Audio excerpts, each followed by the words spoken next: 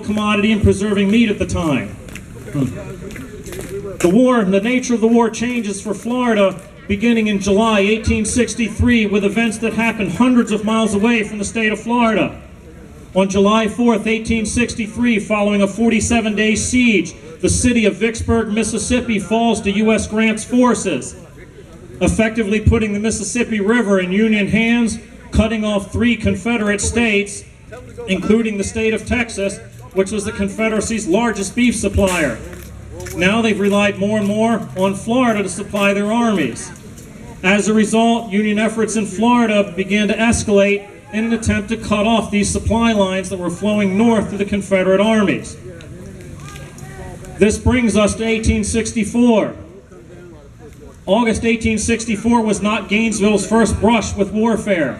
In February 1864, during the Florida expedition, which culminated in the Battle of Olustee, a 50-man company of Captain Marshall's 40th Massachusetts Mounted Cavalry entered Gainesville, held the town for 56 hours, during which time they fended off an attack from Company B's 2nd Florida Cavalry. A small skirmish involving perhaps about 70 to 75 men. Now we move ahead to August 1864, the larger engagement to happen here. The story begins on August the 15th, 1864. 2 Union columns moved out of the Union garrison at Jacksonville, advancing as far as Baldwin, where the forces split. The larger column consisted of 3 regiments of United States Colored Infantry and a 20-man detail of the 75th Ohio Mounted Infantry. This force moved south, roughly following the St. Johns River, raiding plantations along the way. It encountered no real military activity with any Confederate forces. The other force was a cavalry column commanded by Captain Andrew L. Harris of the 75th Ohio Mounted Volunteer Infantry. This force moved from Baldwin, roughly following the Florida Railroad, which ran from Fernandina to Cedar Key.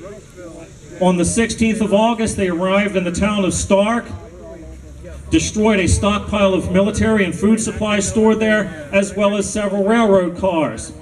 Here, Harris's force was joined by 2 companies of the 4th Massachusetts Cavalry, Captain Joseph Morton commanding, and 12 to 15 loyal Florida Unionists, now making his force numbering around 342 men of the 75th Ohio Mounted Volunteer Infantry, the 4th Massachusetts Cavalry, the Florida Unionists, and a 12-pound howitzer of the 3rd Rhode Island Artillery.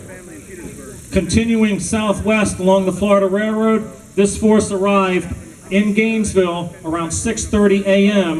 on the 17th of August. Having been a rather tiring and tedious march in the summer heat, Harris ordered his troops to keep their accoutrements on, but ordered his men to slip the bridles on their horses, feed and water the animals. The 3rd Rhode Island Artillery moved into a nearby tree grove, saw to their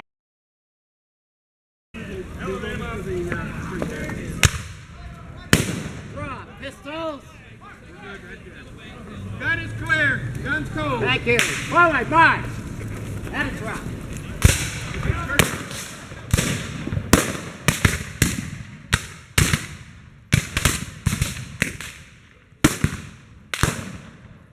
Forward, march.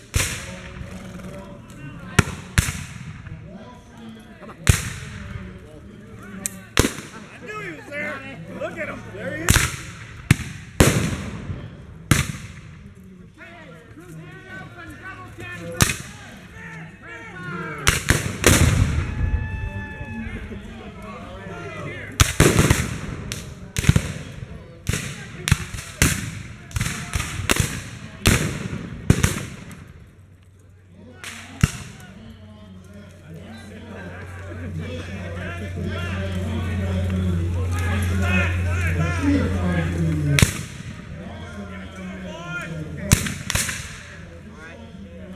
forward, get these guys behind the tree. Ready? Forward, march, and trot.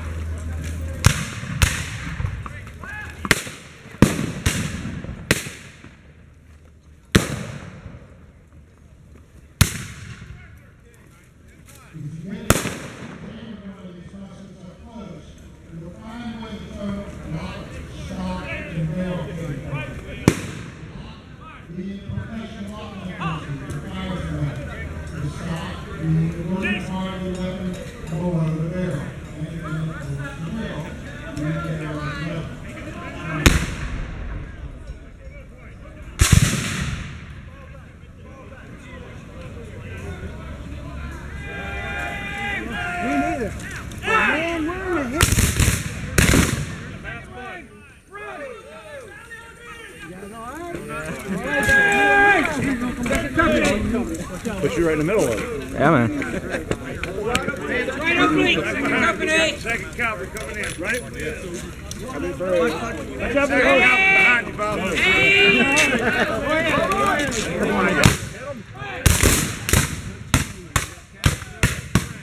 Take that, Nancy!